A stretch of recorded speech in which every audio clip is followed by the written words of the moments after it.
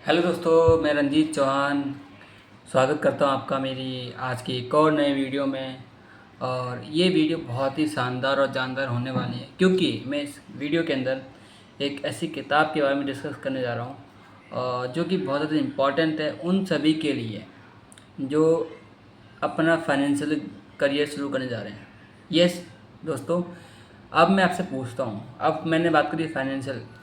अब आपको अगर कोई डिग्री लेनी है लाइक इंजीनियर डॉक्टर बनना है तो आपको उस जगह इंस्टीट्यूशन जाना पड़ेगा, राइट। उस जगह कोचिंग लेनी पड़ेगी। लेकिन अगर मैं आपसे बात करूँ आपको फाइनेंशियल एजुकेटर बनना है या फिर फाइनेंशियली ग्रो करना है तो आप क्या करेंगे? आपको किताबें पढ़नी पड़ेंगी, राइट। कौन सी किताबें पढ़नी पड़ेंगी? जैसे कि आप IAS IPS के लिए UPSC के क्लियर करते हैं, ठीक है, गवर्नमेंट जॉब के लिए SSC सब लाइक मल्टीपल सेक्टर के लिए काम करते हैं। लेकिन अगर मैं आपसे बात करूँ फाइनेंशियली एजुकेट होने के लिए, फाइनेंशियल एजुकेटर बनने के लिए आपको कौन सी किताबें पढ़नी पड़ेंगी? और क्योंकि आज के टाइम में इम्पॉर्टेंट है पैसा, राइट। अगर आप अभी तक पैसा नहीं बना पा रहे हैं या फिर बनाना चाहते हैं, ये किताब बहुत हेल्प करेगी।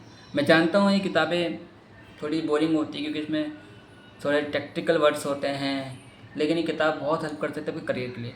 क्योंकि जब मैंने इस किताब को पढ़ा था तो मैंने रिलेट कर पाया था कि जो हम लोग आसपास देखते हैं और जो आसपास सुनते हुए आ रहे हैं, हम बड़े हो पा रहे हैं, तो क्या कारण है कि हम लोग आज तक पैसा नहीं बना पाते। सबसे बड़ा कारण होता है हमारा माइंडसेट, और ये बुक आपको हेल्प कर सकती है। अब आप सोच रहे होंगे ऐसी कौन सी किताब है? दोस्तों, किताब बहुत ही जानी पहचानी है, फेमस है, पावरफुल फाइनेंस बुक है और लिखी गई है एक राइटर के थ्रू जो कि एक यंग एज में रिटायर्ड हुए थे, एंटरप्रेन्योर भी हैं, इन्वेस्टर भी हैं और फाइनेंशियल एजुकेटर भी हैं। इस किताब ने एक, मैं अगर बात करूँ, फाइनेंशियल सेक्टर में क्रांतिकारी लेके आई थी जब ये किताब 1997 के अंदर लॉन्च हुई थी। अब ये किताब है कौन सी, इसके बारे में जानने के लिए आपको ये वीडियो पूरी देखनी पड़ेगी। और इस किताब में क्या क्या पॉइंट्स जो शेयर करे हैं या फिर क्या क्या पॉइंट जो आपको समझने चाहिए, मैं आपको आज की इस वीडियो में समझाने वाला हूँ। पूरी वीडियो, हो सकता है दोस्तों ये वीडियो थोड़ी लंबी हो सकती है, लेकिन जो इस वीडियो का जो कंटेंट है वो बहुत ही ज़्यादा स्ट्रॉन्ग और मजबूत होने वाला है, जो आपको हेल्प करेगा समझने में ये किताब को। अगर आप ये किताब पढ़ना चाहते हैं तो इस किताब का जो लिंक है मैं अपनी बायो में डाल दूंगा और डिस्क्रिप्शन में डाल दूंगा। आप चाहे तो वो किताब अमेज़ॉन या फ्लिपकार्ट से ऑर्डर कर सकते हैं, राइट। तो स्टार्ट करते हैं वीडियो को। Before the start this video, मैं आप सभी से ये चाहूँगा कि अगर आपको वीडियो पसंद आती है, अगर आपको वीडियो अच्छी लगती है, तो आपको दो से तीन काम करने होंगे। पहला, सब्सक्राइब करना है। दूसरा, बेल आइकन को क्लिक करना है ताकि मेरी आने वाली वीडियो का नोटिफिकेशन आपको मिल सके। और तीसरा, मेन इम्पॉर्टेंट, अगर आप सब्सक्राइब भी नहीं करते, बेल आइकन भी प्रेस नहीं करते, मत कीजिए। वीडियो को पूरा ज़रूर देखिए और वीडियो में सबसे अच्छी बात आपको क्या लगी वो कमेंट सेक्शन में ज़रूर शेयर कीजिएगा, राइट। तो आइए दोस्तों वीडियो को शेयर करते हैं। दोस्तों, जिस किताब को मैं बात कर रहा हूँ, जिस किताब को लेके मैं इस वीडियो बना रहा हूँ, उस किताब का नाम है रिच डैड पुअर डैड।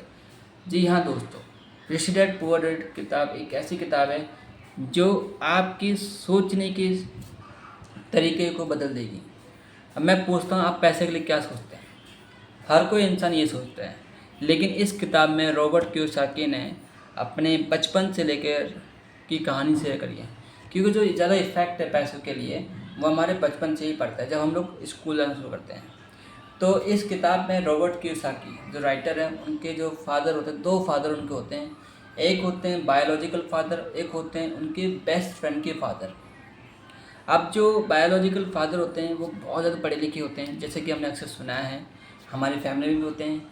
और जो दूसरे फादर होते हैं वो इतने पढ़े लिखे नहीं होते, इतने अच्छे नहीं होते, मतलब आप कह सकते हैं 10वीं पास होते हैं, लेकिन दोनों की जो फाइनेंशियल जर्नी है वो बहुत अलग होती है। अब मैं आपसे एक चीज़ पूछता हूँ, जो व्यक्ति ज़्यादा पढ़ा लिखा है ज़रूरी है कि वो ज़्यादा पैसा कमा रहा होगा? क्या लगता है? नहीं। जो व्यक्ति ज़्यादा पढ़ा लिखा है ज़रूरी नहीं कि वो बहुत ज़्यादा अमीर होगा, और ज़्यादा जो व्यक्ति पढ़ा लिखा नहीं है वो ज़रूरी नहीं है कि वो पैसा ना कमा रहा हो सकता है वो बिजनेसमैन निकल जाए, हो सकता है वो इन्वेस्टर निकल जाए, हो सकता है वो इतना पैसा कमा रहा हो कि उसके घर वालों को उसकी पीढ़ियों काम नहीं देता पड़े। तो एक व्यक्ति जो इतना पढ़ा लिखा व्यक्ति है, जिसके पास गवर्नमेंट जॉब है और मंथ एंड में आके उसको पैसों की तंगी लगने लगती है, वो कारण है एजुकेशन का, माइंडसेट।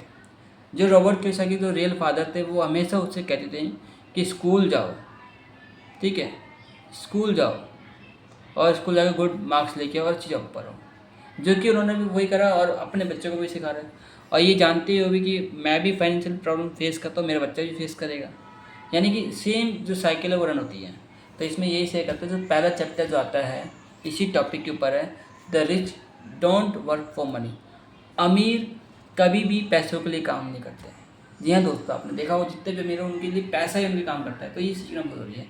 तो ये चैप्टर इस किताब में इन्होंने रॉबर्ट कियोसाकी ने अपने बचपन के बारे में बताया कि जो पुअर डैड थे, जो उनकी जो बायोलॉजिकल फादर थे, वो हमेशा उनसे कहते थे कि स्कूल जाओ, अच्छे मार्क्स लेके आओ और अच्छे मार्क्स से अच्छे कॉलेज में एडमिशन लो और एडमिशन से अच्छे ग्रेड लेके आओ और एक अच्छी जॉब करो। ठीक है, ये उनके बायोलॉजिकल फादर का कहना था। और वहीं दूसरी तरफ जो उनके जो बेस्ट फ्रेंड के फादर थे, वो कहते थे कि जो अमीर लोग हैं कभी पैसे के लिए काम नहीं करते, बल्कि वो ये सीखते हैं कि पैसा कैसे काम करते हैं, पैसे को कैसे अपने लिए काम पे लगा सकते हैं, वही सीखते हैं। तो इसमें जो समरी निकल जाती है, लेसन जो आती है कि आपको स्पॉट करनी पड़ेगी अपॉर्चुनिटीज़, कि जब आप कुछ काम कर रहे हो तो आपको अपॉर्चुनिटी स्पॉट करनी पड़ेगी, आपके आसपास कौन कौन सी अपॉर्चुनिटी घूम रही हैं जिससे आप अच्छा पैसा कमा सकते हो और उसको कमाने के बाद में उन पैसों को अपने लिए लगा सकते हो। ठीक है, आपको सिर्फ don't just work for a पे चेक, आपको सिर्फ सैलरी के लिए काम नहीं करना, आपको ये अपॉर्चुनिटीज़ सीखनी पड़ेगी, देखनी पड़ेगी और साथ साथ में आपको अपने एसेट को बिल्ड करना पड़ेगा। ठीक है, एग्जांपल रॉबर्ट और जो उनके बेस्ट फ्रेंड थे माइक, बचपन में मेकिंग उन्होंने पैसे बनाने की कोशिश करी। उन्होंने क्या करा था, जो मेल्टेड जो टूथपेस्ट होते हैं उनको इन्होंने ट्यूब में बेचा था। उन्होंने ट्राई किया लेकिन अब सक्सेसफुल नहीं हुए, लेकिन उन्होंने ट्राई किया और यही चीज़ उनके अमीर पिता ने सिखाई थी और ये एक सक्सेसफुल एंटरप्रेन्योरशिप की निशानी होती है। राइट, दूसरा chapter why teach financial literacy. अब फाइनेंशियल एजुकेशन क्यों इम्पॉर्टेंट है, ये बहुत ज़रूरी है। देखिए दोस्तों, knowing how money work is more important than just earning it. आप कितना कमा रहे हैं इससे ज़्यादा इम्पॉर्टेंट है कि मनी किस तरीके से काम करती है, वो ज़्यादा ज़रूरी है। तो इस चैप्टर में रॉबर्ट कियोसाकी ने एसेट और लायबिलिटीज़ के ऊपर डिस्कस किया है। अब एसेट क्या है? एसेट वो चीज़ होती है जो आपकी जेब में पैसा डालती है। राइट, एसेट जो, अब एसेट को आप समझ सकते हैं जैसे कि आपने इन्वेस्ट करा गोल्ड में, इन गोल्ड आपकी एक तरीका एसेट के लिए काम करता है, क्योंकि इनकेस यानी इमरजेंसी आप गोल्ड को सेल करके पैसे ले सकते हैं। एसेट हेल्प करता है आपको इनकम बनाने के लिए। आप प्रॉपर्टी परचेज करते हैं, उस प्रॉपर्टी को रेंट पे डालते हैं, जो वहाँ से जो रेंट आता है वो आपका एसेट है। आपने स्टॉक्स खरीदे हैं, स्टॉक्स को लॉन्ग टाइम पीरियड के लिए होल्ड करते हैं और होल्ड करने के लिए कुछ समय के बाद उसको सेल कर देते हैं, तो वहाँ से जो इनकम जनरेट हुई वो भी आपका एसेट है। और लायबिलिटीज़ क्या होती है? लायबिलिटीज़ हमेशा क्या करती हैं, आपकी जेब से पैसा निकालती हैं। सपोज़ करो आपके पास इनकम सोर्स जो है वो एक ही है, जो कि आपकी जॉब है, और उस जॉब में से आपके इनकम के जो हिस्सेदारी हो चुकी है कि घर में इतना एक्सपेंस लगना है, मेंटेनेंस इतना चाहिए, मेरा करियर इतना, जो सब मिला जुला के इतना है, और उसी के साथ आप एक लोन लेते हैं। और लोन किस चीज़ के लेते हैं? गाड़ी खरीदने के लिए। अब गाड़ी जो है वो लायबिलिटी है। कैसे हो सकता है? गाड़ी से आपको कंफर्ट मिले कि मैं एक जगह से दूसरी जगह जा रहा हूँ, कंफर्ट में जा रहा हूँ, लेकिन गाड़ी का जो मेंटेनेंस है, गाड़ी का जो ईएमआई, वो सब किसकी जेब से आती है? आपकी जेब से आती है। यानी कि गाड़ी आपको कुछ कमा के नहीं दे रही है, लेकिन अगर आप लोन ले रहे गाड़ी परचेज करें और उसी गाड़ी को एज अ टैक्सी में लगवा देते हैं, जैसे कि आज के टाइम पे ओला उबर चलता है, तो वही गाड़ी आपकी जो लोन की जो ईएमआई पे करते हैं, वही गाड़ी आपको जो अर्निंग देगी, उसी अर्निंग में से आपकी ईएमआई पे होगी। यानी कि जो आप जो सेल्फ अर्निंग कर रहे हैं, जो जॉब कर रहे हैं, उस इनकम पे आपको इतना इफेक्ट नहीं पड़ रहा। तो अगर आप लोन लेते हैं गाड़ी या बस के लिए, उसको लगाते हैं रेंटेड के लिए जिससे आपको अर्निंग आए, तो उसको आप कन्वर्ट कर सकते हैं एसेट में। अगर आप सिर्फ खुद के एंजॉय के लिए ले रहे हैं, कोई चीज़ लोन ले रहे हैं, उसको खरीद रहे हैं एंजॉय के लिए, तो उसे लायबिलिटीज़ कहते हैं, जो कि आपकी जेब से हमेशा पैसा निकालती है। एग्जाम्पल के लिए, buying a car loan is a liability और buying a rental apartment that pay you every month is an asset. आपको समझ आ गया? और चैप्टर 3 में दोस्तों रॉबर्ट कियोसाकी कहते हैं माइंड योर ओन बिजनेस, मतलब आप जो कर रहे हैं उसके साथ साथ में आपको फोकस करना है अलग अलग चीज़ों पे। क्या?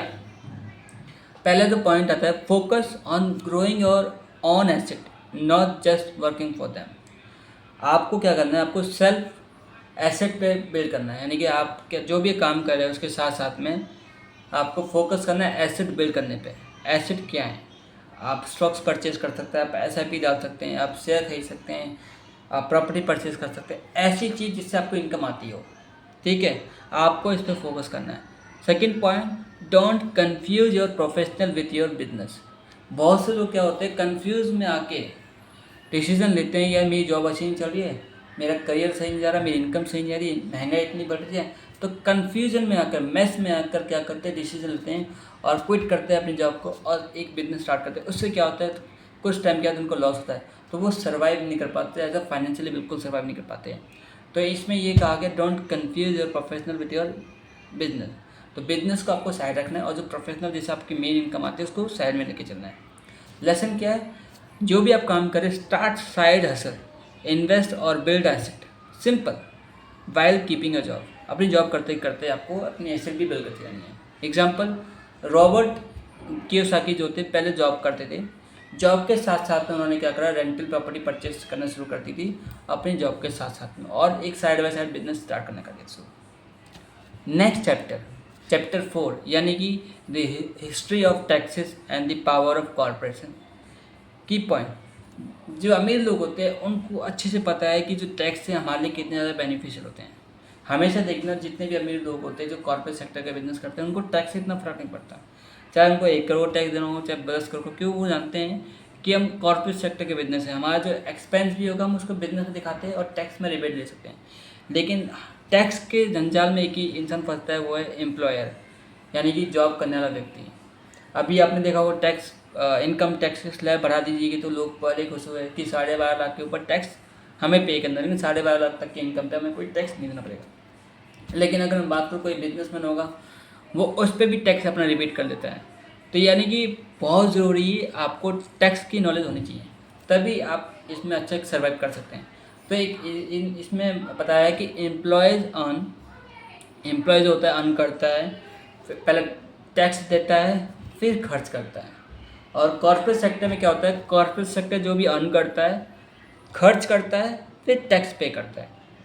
मतलब जो भी कॉर्पोरेट सेक्टर ने अर्न करा, पहले तो उसको खर्च करा, उसके बाद वो टैक्स करता है। लेकिन एम्प्लॉय क्या करता है, कमाता है, बहुत मेहनत मजदूरी करता है, कमाता है, टैक्स देता है, फिर खर्च करता है। यानी कोई अगर 1 लाख कमा रहा है, 1 लाख में 18% 18,000 रुपये टैक्स दे रहा है, वो उसके बाद वो खर्च कर पा रहा है। लेकिन कॉर्पोरेट सेक्टर में फ़र्क होता है, बहुत फ़र्क होता है। तो हमें बहुत ज़्यादा समझना ज़रूरी है दोस्तों कि understand how the tax system works to your advantage. आपको ये समझना पड़ेगा कि टैक्स सिस्टम कैसे काम करता है और आप उसका कैसे एडवांटेज ले सकते हैं, ये बहुत ज़रूरी है। एग्जांपल, कंपनी कार और travel expense can be a tax deductible for a business but not for an individual. यानी कि आप कोई अगर कार परचेज कर रहे हैं या ट्रैवलिंग कर रहे हैं, इस पर भी आपको टैक्स डिडक्टिबल मिल सकता है, रैदर देन अगर आप इंडिविजुअली कुछ कर रहे हैं, लाइक आप अकेले घूमने जा रहे हैं, आप अकेली गाड़ी परचेज कर रहे हैं, उसके अलावा। तो आपको you have to understand about a tax power, how it works. Next chapter, अगर हम if I discuss about the next chapter about they are rich invent money. अमीर लोग क्या करते हैं, पैसे को इन्वेंट करते हैं, right. Key point, opportunities are everywhere but you need financial education to see them. अभी मैंने आपसे बात कही थी पहले दूसरे चैप्टर में बोला था कि आपको सिर्फ अपॉर्चुनिटी स्पॉट करनी है, आपके आसपास में अपॉर्चुनिटी घूम रही है, लेकिन उस अपॉर्चुनिटी को पहचानने के लिए कि वो आपके लिए सही है या नहीं सही है, इसके लिए आपको फाइनेंशियल एजुकेशन होना बहुत ज़रूरी है, राइट। लेसन क्या है, आपको क्या है, बिकम अ प्रॉब्लम सॉल्वर बनना है। Use creativity and knowledge to create a wealth. आपको अपने क्रिएटिव माइंड जो भी होता है और आपको वेल्थ भी क्रिएट करनी है।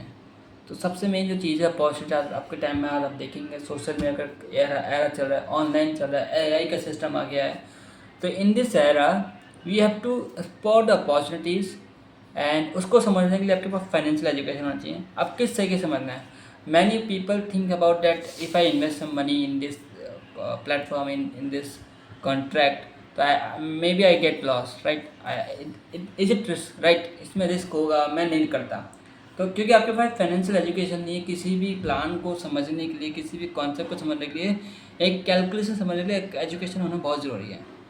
अगर आप कोई बिजनेस भी स्टार्ट करते हो तो आप ये सोचते हैं यार 6 महीने में बिजनेस चल गया तो मुझे तो निकल पड़ेगी, अगर नहीं चला तो क्या होगा। अब आप जो बिजनेस स्टार्ट करें ना, अब पैसा तो आपके पास है क्योंकि आपने पैसा बनाया है, लेकिन आपके पास फाइनेंशियल एजुकेशन नहीं है, how to start a business, ये बहुत ज़्यादा ज़रूरी है कि उसके माइंडसेट क्या है पीछे। इसमें पहले भी मैंने बोला ना, बिकम अ प्रॉब्लम सॉल्वर, आपको प्रॉब्लम सॉल्वर बनना है।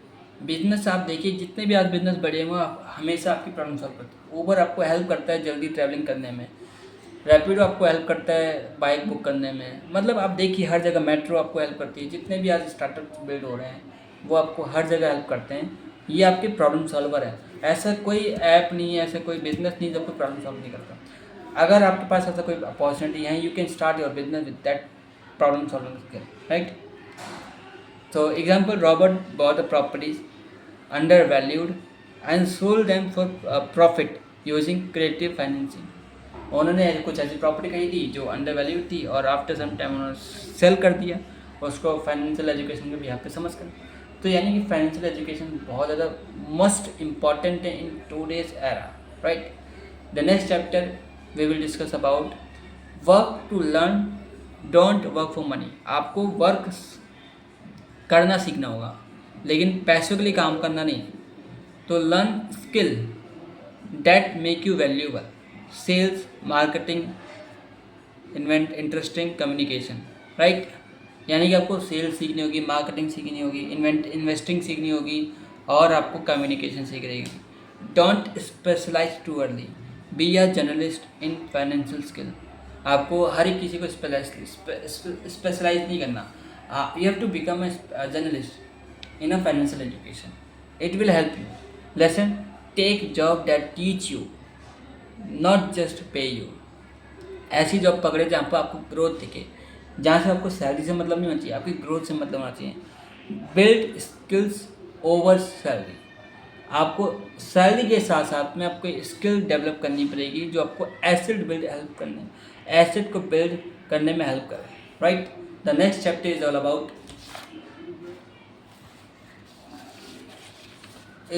about overcoming obstacle. जब आप बिजनेस को स्टार्ट करते हैं, कुछ भी स्टार्ट करते हैं, तो कुछ ऑब्स्टिकल हम में आते हैं और वो ऑब्स्टिकल होते हैं फियर, लाइसिनिज्म, लेजीनेस, बैड हैबिट, एरोगेंस। यानी कि ये ऑब्स्टिकल्स हैं जो हमारे अंदर होते हैं। एक तो फियर, कोई भी जब चीज़ स्टार्ट करते हैं तो हमें अंदर फियर होता है कि वो चीज़ चलेगी या नहीं चलेगी, राइट। दूसरा लाइसिनिज्म, लेजीनेस होता है, बैड हैबिट होती है। कोई भी चीज़ शुरुआत करने के लिए हमारे अंदर कुछ अच्छी हैबिट होना बहुत ज़रूरी है। सपोज़ करो मुझे अच्छा यूट्यूबर बनना है, तो मेरी जो यूट्यूबर बनने के लिए जो एक अच्छी हैबिट जो चाहिए वो मुझे डेवलप करनी पड़ेगी। अब सिर्फ मेरे वीडियो अपलोड करने से या फिर मेरे कुछ भी करने से कुछ नहीं होगा, मुझे हर एक चीज़ का यहाँ पर ध्यान रखना पड़ेगा, मेरे कंटेंट का, मेरी एडिटिंग का, मेरे टाइटल ट्रैक का, मेरे थंबनेल्स का, हर एक चीज़ का मुझे ध्यान रखना पड़ेगा। तो not just for start, I have to understand these thing while starting my career in any kind of sector, right. Lesson क्या है, personal development is a key, master your mind before mastering money. सबसे पहले आपको पैसा बनाने से पहले आपको अपने आप को मास्टर करना होगा कोई भी एक स्किल्स में। Example, fear of losing of money stop most people from investing. सबसे बड़ा दर्द होता है, बहुत से लोगों को डर लगता है कि पैसा खो दूंगा, इसलिए वो इन्वेस्ट करना रोक देते हैं। और rich dad says failure is a part of learning. और रिच डैड ने कहा है, जो उनके अमीर पिता थे, उन्होंने कहा है failure is a part of learning, don't be afraid of it, right. The next chapter is all about getting start. It mean started. वह आप जहाँ पर भी हैं, कहीं भी आप स्टार्ट करिए, ठीक है, एजुकेशन लीजिए, स्टार्ट कीजिए। Have a strong reason why to become a rich. आपके पास एक स्ट्रॉन्ग रीजन होना चाहिए एक अमीर बनने के लिए। Choose your heroes, be inspired by them. अपने रोल मॉडल को ऐसे चूज़ की जो आपको इंस्पायर करें। Take action and keep on learning. Action लेना है और लर्निंग करनी है। Lesson start a small and attend a seminar, practice in real life and used mentor. with the help of mentor they will help you to grow in your life. So these are the chapter. The next chapter we will discuss about is still want more. Here are some to do. अगर आप और चाहते हैं तो यहाँ पर कुछ और भी है. की point, stop doing what doesn't work. वो काम करना बंद कर दे जो बिल्कुल काम नहीं करता. Learn from mistake. अपनी मिस्टेक से सीखे. गलती हर इंसान करता है. अगर आप गलती से सीख नहीं पा रहे हैं तो सीखिए. Third, take action every day towards financial freedom. आपका जो भी गोल है फाइनेंशियल फ्रीडम के लिए, उसके लिए आपको एवरी डे एक्शन लेना पड़ेगा. Lesson, discipline and consistent learning will lead you to financial success. Discipline and consistency will help you to lead a financial freedom.